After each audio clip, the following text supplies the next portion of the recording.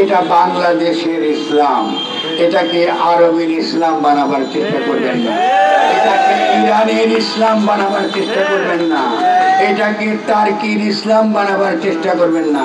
বাংলার ইতিহাস একই সঙ্গে ইসলামের ইতিহাস। আপনারা এতদিন পর্যন্ত বাঙালিকে একসময় আপনারা মুসলমান বলে অস্বীকার করেছিলেন, এখন আপনারা শুরু করেছেন যে তাদেরকে বাঙালি বলে অস্বীকার করা। দুটোই একই মুদ্রা, এই পিঠ আর দুই পিঠ। হাইকোর্টের সামনে যারা এই বিক্ষোভটা আমরা একত্রিত হয়েছি, এর একটা তাৎপর্য হচ্ছে এই যে প্রথমত একটা ফৌজদারি অপরাধ ঘটেছে, এটা মাজার বনাম কি আপনার আমাদের ধর্ম এই বিরোধের ঊর্ধ্বে, যে সেটা হলো যে এটা একটা ফৌজদারি অপরাধ। এবং এই অপরাধের প্রধান উদ্দেশ্য হচ্ছে এই এখনকার যে সরকার এসছে গণঅভ্যুত্থানের মধ্য দিয়ে এই সরকারকে প্রশ্নবিদ্ধ করা এবং এই সরকারকে উৎখাত করার চেষ্টা করা। এবং এই কাজটা করা শুরু হয়েছে যখন শেখ হাসিনা ঘোষণা করেছিলেন যে আমি যে কোনো সময় চট করে বাংলাদেশে ঢুকে পড়তে পারি। তো ফলে প্রথমে আমি যেটাকে সাবধান করে দিচ্ছি, আমরা এটা মাজার বনাম তথাকথিত ইসলামের বিতর্ক, এটাকে যেন আমরা গ্রহণ না করি। কারণ আমাদের সব দিকে যে দাঁড়িয়েছে যে পাশে ভারত, যখন আপনারা ভারত কথাটা উচ্চারণ করবেন সঙ্গে সঙ্গে আপনারা ইসরায়েল কথাটা উচ্চারণ করবেন।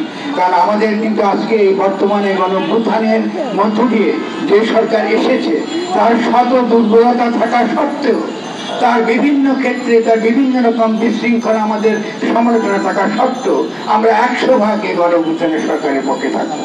প্রথমত যারা যদি সরকারকে দুর্বল করার কোনো চেষ্টা করেন, আমরা তাদেরকে অত্যন্ত কঠোরভাবে জনগণ একত্রিত হবে এবং তারা প্রতিরোধ নেবে, ব্যবস্থা নেবে। এবং তারই কিন্তু প্রমাণ আজকে এখানে দেখছেন।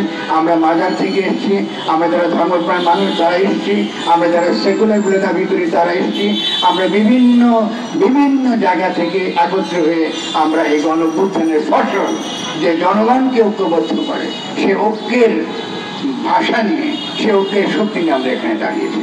এখন আমি দ্বিতীয় যে কথাটা বলবো, যেটা যেহেতু সময় কম অল্প বলে, মাজারের প্রশ্নটা আমাদের বাংলাদেশে প্রথমত আমার যে ভাইরা যারা মাজার থেকে এসছেন তারা খুব পরিষ্কার বলেছেন, এদেশে যে ইসলাম এসেছে এটা বাংলাদেশের ইসলাম, এটাকে আরবের ইসলাম বানাবার চেষ্টা করবেন না, এটাকে ইরানের ইসলাম বানাবার চেষ্টা করবেন না, এটাকে টার্কির ইসলাম বানাবার চেষ্টা করবেন না।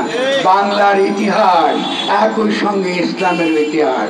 আপনারা এতদিন পর্যন্ত বাঙালিকে একসময় আপনারা মুসলমান বলে অস্বীকার করেছিলেন, এখন আপনারা শুরু করেছেন যে তাদেরকে বাঙালি বলে অস্বীকার করা। দুটোই একই মুদ্রা, এই পিঠ আর দুই পিঠ।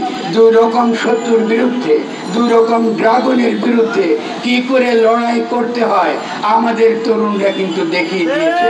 এই দুমুখ ড্রাগন যেটা আজকে আমাদের সমাজে এই হাজির হয়েছে, এই ড্রাগনকে আমি বলবো আমাদেরকে মোকাবেলা করতে হবে লম্বা সাংস্কৃতিক লড়াই, লম্বা ভাবুকতার লড়াই, লম্বাভাবে দার্শনিক বুদ্ধি প্রজ্ঞার লড়াইয়ের মধ্য দিয়ে।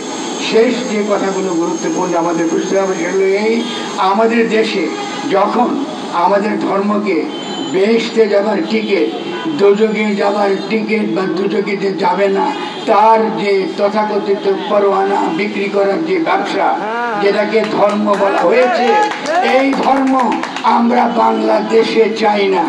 আপনারা আল্লাহর তরফে কেউ এখানে হাজির নাই। বাংলাদেশে যারা মাজার ভেঙেছে, আমাদের শায়েখরা, আমাদের শ্রদ্ধাভাজন যারা ধর্ম সম্পর্কে আমাদেরকে অনেক ভালো জানেন, তারা পরিষ্কার আমাদেরকে বলেছেন, আমাদেরকে দেখান কোন আলেম বলেছে মাজার ভাঙতে হবে।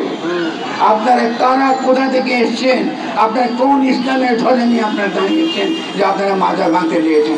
আমাদের কোনো আলেম যাদেরকে আমরা শ্রদ্ধা করি, যাদেরকে আমরা সম্মান করি, তারা পরিষ্কারই বলেছেন ইসলামে ফতোয়া দেবার অধিকার আছে, মত দেবার অধিকার আছে, আপনার বক্তব্য দেবার অধিকার আছে, কিন্তু মাজার ভাঙবার, আইন হাতে নেবার কোনো অধিকার ইসলাম আমাদের দেয় না। তাহলে পরিষ্কার আমাদেরকে বুঝতে হবে এই শত্রুগুলা কারা, এই সকল বদমাশগুলো কোথা থেকে এসছে, যারা মাজার ভাঙতে নেমেছে, যাদের সঙ্গে ইসলামের কোনো সম্পর্ক নাই, যাদের সঙ্গে বাঙালি সংস্কৃতির কোনো সম্পর্ক নাই, যাদের সঙ্গে আমাদের কোনো প্রকার প্রজ্ঞা জ্ঞান চিন্তা তার সঙ্গে কোনো সম্পর্ক নেই। ফলে এই শত্রুদেরকে আমাদের পরিষ্কার চিহ্নিত করতে হবে, এটা আমাদের পরিষ্কার সকলকে আমাদেরকে মনে রাখতে হবে। সামনে বন্ধুরা অনেক বড় লড়াই আসছে। এই লড়াইটা বিভিন্ন দিক থেকে আসবে, বিভিন্নভাবে আমাদেরকে প্রতিরোধ করে গড়ে তুলতে হবে। এবং সেখানে সবচেয়ে বড় সংগ্রামের ক্ষেত্র হচ্ছে সংস্কৃতি। আমাদেরকে পরিবর্তনের সংস্কৃতি, শুধুমাত্র মাজার বিরোধিতা করলে হবে না, আমাদের নিজেদেরকেও বদলাতে হবে। আজকে মাজার সম্পর্কে যে নেতিবাচক দৃষ্টিভঙ্গি গড়ে উঠেছে, এটা কিন্তু এখন যারা মাজার ভাঙছে এরা কিন্তু করে নাই। আমরা কিন্তু ভুলি নাই যে সেকুলার লাল সাহেবের তত্ত্ব দিয়েছিল এক সময়। তারা কিন্তু লাল সাহেবের তত্ত্ব, মাজার বিরোধী, জনগণের ভাবুকতা, জনগণের যে চিন্তা আদর্শ, সে যেমন করে তার আশিকানির দ্বারা ধর্মকে বুঝে, সে যেমন করে তার নবীকে বুঝে, সে যেমন করে ধর্মকে বুঝতে চায়, সে যেমন করে তথাকথিত আইন এবং ধর্মের মধ্যে পার্থক্য করতে চেষ্টা করে, মানুষের ফিতরাতের সঙ্গে, তার স্বভাবের সঙ্গে রুহানিয়াতের বিকাশের যে সম্পর্ক, সেই সম্পর্ক তারা ধরে রাখতে চেয়েছে মাজারের মাধ্যমে। এটার কিন্তু বিরোধিতা আমরা প্রথম দিকে দেখেছিলাম সেকুলারদের তরফ থেকে।